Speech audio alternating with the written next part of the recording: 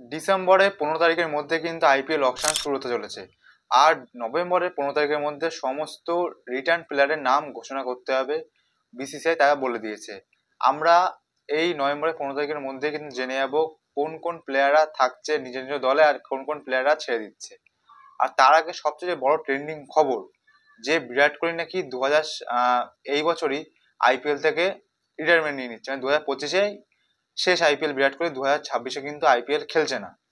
আমি একটা কথা বলবো, এটা কিন্তু পুরোপুরি সম্পূর্ণ ফেক নিউজ, সম্পূর্ণ ফেক।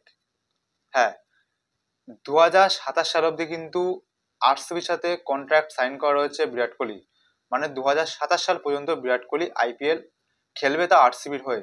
তারপরে বিরাট কোহলি খেলবে কি খেলবে না সেটা এখন দেখার বিষয়। আর 2027-এই রয়েছে কিন্তু ওডিআই ওয়ার্ল্ড কাপ, যার জন্য কিন্তু এত তোড়জোড় করছে বিরাট কোহলি।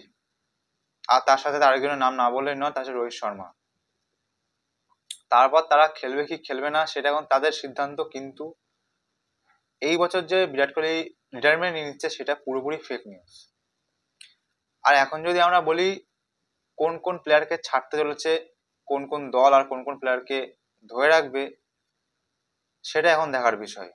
সেটা আমরা কিছুদিনের মধ্যে জেনে যাব। কিন্তু আমি অ্যাজ ওয়েল অ্যাজ আমি একটা কেকেআর ফ্যান। কলকাতা দল যদি দেখতে যায়, কলকাতা নিয়ে আমি একটা ভিডিও বানিয়ে দিয়েছি, সেটা আমার ইউটিউবে গিয়ে দেখে নেবেন।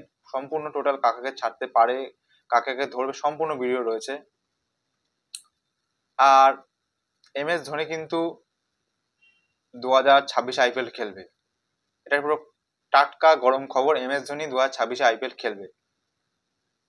প্রতি বছর আসে আইপিএল, আর প্রতি বছর এই একটা চর্চা চলে যে খেলবে কি খেলবে না, হয়তো এটাই লাস্ট, সামনে বছরে খেলবে না, কিন্তু প্রতি বছরের ন্যায় 2026-এও MS ধোনি আইপিএল খেলবে।